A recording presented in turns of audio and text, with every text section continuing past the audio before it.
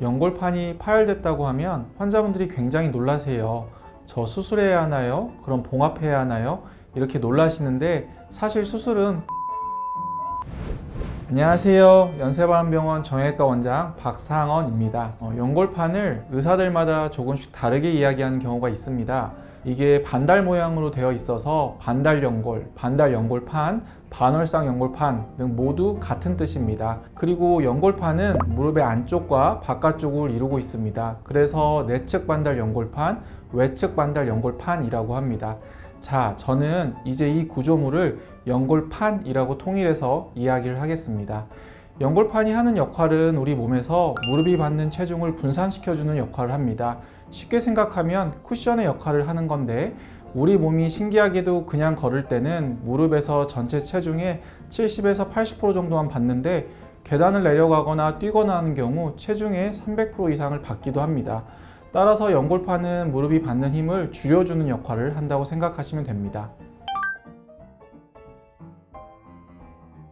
연골판이 파열되었을 때 꼭 수술해야 하나요? 라고 환자들이 물어봅니다. 저는 환자분들께 그냥 둬서는 안 되고 치료를 해야 합니다. 하지만 치료에는 꼭 수술만 있는 것이 아닙니다. 연골판이 파열된 상태나 무릎의 전반적인 상태마다 다 다르니 한번 봅시다 라고 이야기를 드립니다. 치료법은 운동, 여러 가지 약, 여러 가지 주사, 체외 충격파나 도수치료와 같은 여러 물리치료, 여러 내시경 치료, 줄기세포 치료, 인공관절 치료까지 여러 가지가 있습니다. 정형외과 전문의사들은 운동에서 수술까지 여러 가지 치료법을 가지고 있는데 그 여러 가지, 환자의 직업이나 나이, 활동 정도, 근력, 연골판의 파열 범위, 형태, 연골이나 뼈의 상태 등을 종합적으로 고려하여 어떤 치료를 할지 결정을 합니다. 즉, 그때그때 상태마다 다르다라고 말씀드릴 수 있겠습니다.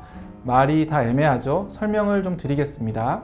MRI를 다른 병원에서 촬영 후 가져오시기도 하고 몇 번의 치료를 하다가 호전이 되지 않아 MRI를 찍고 보는 경우가 있는데 연골판이 파열되었을 때 주사 등의 치료에 반응이 없는 급성 통증의 경우 매우 간단하게 해결이 될 수 있다면 수술적인 치료를 고려하기도 합니다. 환자들이 통증으로 저에게 오면 몇몇 신체 검사 등을 해보고 연골판이 찢어진 것 같거나 어떤 문제가 있는 것 같다고 대략적으로 의심을 하며 환자에게 설명을 하고 있습니다. 연골판이 파열되었을 것 같다고 이야기를 하면 환자분들이 굉장히 놀라는데 저는 환자분이 무릎을 60여 년 사용했으니 그 안에 연골판도 그 정도 나이를 먹었을 거예요.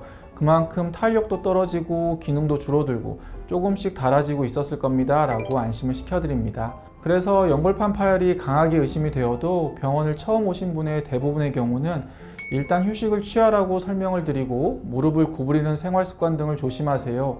약과 주사를 1, 2주간 시행하는 것으로 치료를 시작하고 있습니다.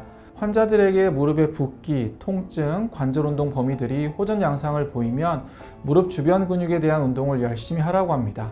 환자분들이 외래에 몇 차례 정기적으로 내원하여 운동 등을 하며 발생하는 통증을 보면서 이게 무릎에 어디에서 나타나는 건지 계속 지켜봐도 될지 정밀 검사를 해야 할지 판단하는 것은 저희 의사들의 몫입니다.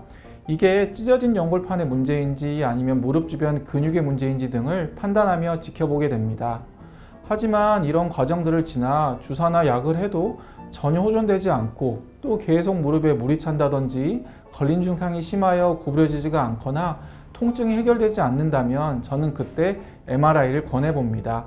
이런 경우는 연골판 파열이 심한 경도이거나 파열이 위아래 연골을 비롯한 무릎 내 구조물을 망가뜨리고 있을 수 있기 때문입니다. 연골판만 파열돼서 수술적인 치료를 한 경우와 수술적 치료를 하지 않은 결과를 다룬 굉장히 유명한 스터디가 있습니다.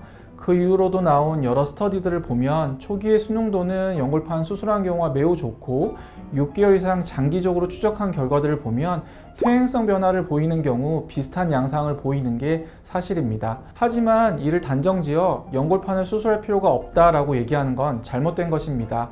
왜냐하면 연골판만 단일적으로 파열되는 경우는 매우 드물고 관절 내 모든 구조들이 유기적으로 여러 가지 복합적인 문제를 동반하는 경우가 많기에 일반인들이 이런 내용만 단편적으로 보고 딱 뭐다라고 말하기는 어려울 것 같습니다.